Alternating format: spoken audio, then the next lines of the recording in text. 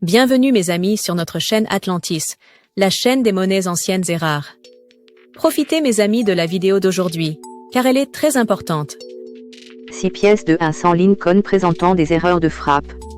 Les pièces de 100 américaines frappées entre 1909 et 1958 sont connues sous le nom de « Penny Lincoln ». Elles doivent leur nom aux 2 épis de blé figurant au revers. Malgré leur faible valeur faciale, certaines peuvent valoir une fortune. Parmi elles figurent les pièces présentant des erreurs de frappe, dues à des fautes commises par la monnaie.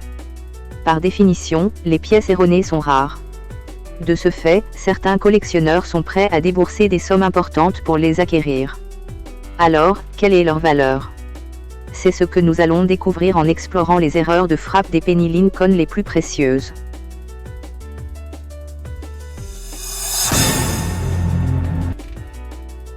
« 1. 1909, S sur S horizontale. 1909 est une année clé pour les penny, WEA, et les exemplaires de bonne qualité même sans erreur peuvent atteindre des prix considérables. Mais certaines pièces frappées à San Francisco présentent également une erreur intéressante, une seconde marque d'atelier, S, superposée à la première. La première marque d'atelier était positionnée horizontalement, à 90 degrés de la seconde. Il est difficile de repérer cette erreur sans loupe ou microscope. Mais en regardant attentivement, on aperçoit le bord du premier, S, qui dépasse de la courbe sur le côté droit de la seconde. La valeur des pièces ayant circulé est d'environ $100, tandis que celle des exemplaires non circulés avoisine les $250. Les plus beaux exemplaires connus sont des penny rouges classés MS67. Il en existe 5, et la dernière vente aux enchères remonte à juillet 2022. Cette pièce a atteint le prix astronomique de $32 900.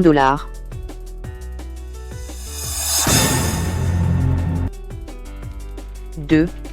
1922 sans marque d'atelier. Le Penny WEA de 1922 présente un autre exemple d'erreur de marque d'atelier. Elle s'est produite sur certaines pièces frappées à l'atelier de Denver.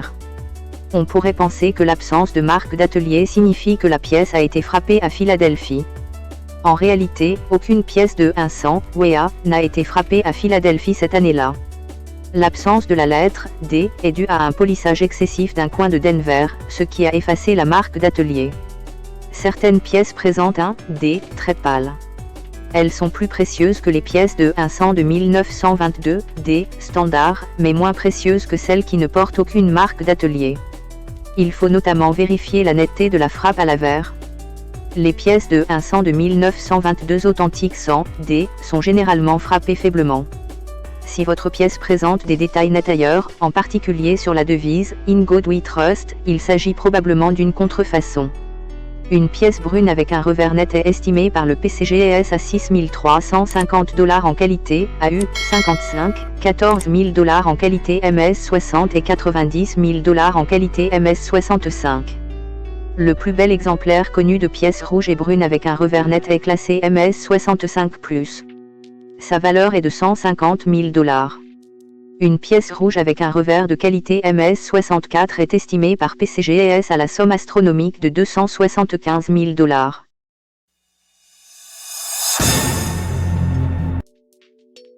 3. Avers à double frappe de 1936. Parmi les penny WEA frappés à Philadelphie en 1936, on trouve plusieurs exemples d'erreurs de double frappe à l'avers. Le dédoublement est ici particulièrement visible sur la devise « In God We Trust » et sur le mot « Liberty ». Il est également perceptible sur chaque chiffre de la date. Même les exemplaires en état de conservation inférieur peuvent se vendre autour de $100. Les prix augmentent ensuite assez lentement. On peut trouver des exemplaires non circulés, AU, 55, aux alentours de $200. Un exemplaire de qualité GEM MS65 vaut environ $600. Et les plus beaux spécimens connus valent environ $100 000.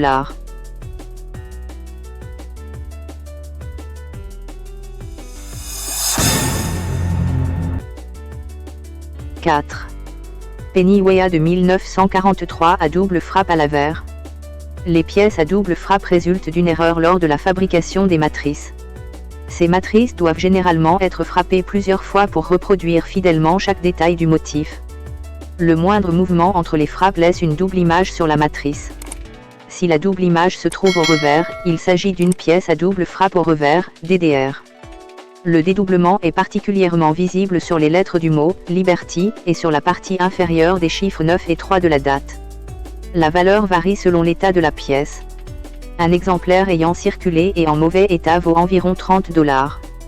Ce prix grimpe à 100 $ pour une pièce en état quasi neuf, AU 55. Un exemplaire neuf classé MS65 vaut environ 15 000 $. «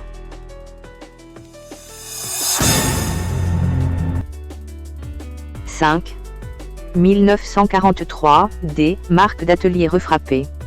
Les pièces frappées avec la lettre D ont été frappées à l'atelier de Denver. En 1943, certaines pièces de 100 WEA, frappées à cet endroit ont été poinçonnées par erreur plusieurs fois avec la même marque d'atelier. Cette erreur est connue sous le nom de « marque d'atelier refrappée », souvent abrégée en RPM dans les catalogues de pièces. Comme toujours, les pièces neuves sont les plus précieuses. La valeur des pièces en état neuf varie d'environ 1 000 $ à 25 000 $ pour les plus beaux exemplaires.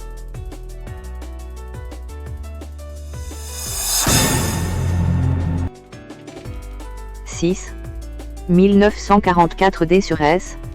Il arrive parfois de trouver des marques d'atelier de plusieurs lieux de frappe sur une même pièce. C'était le cas pour certaines pièces de 100 WEA, frappées en 1944. Celle-ci porte une marque d'atelier, D, pour Denver, apposée par-dessus une marque, S, pour San Francisco.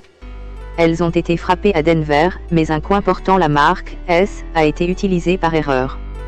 Sur les pièces résultant de cette erreur, le S a été effacé et une nouvelle marque, D, a été apposée à sa place. Cependant, en y regardant de près, on peut encore apercevoir la trace de la marque originale.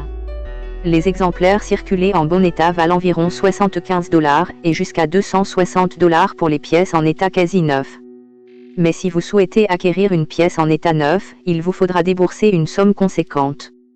Les prix varient de 4 000 $ à 50 000 $ pour les plus beaux exemplaires.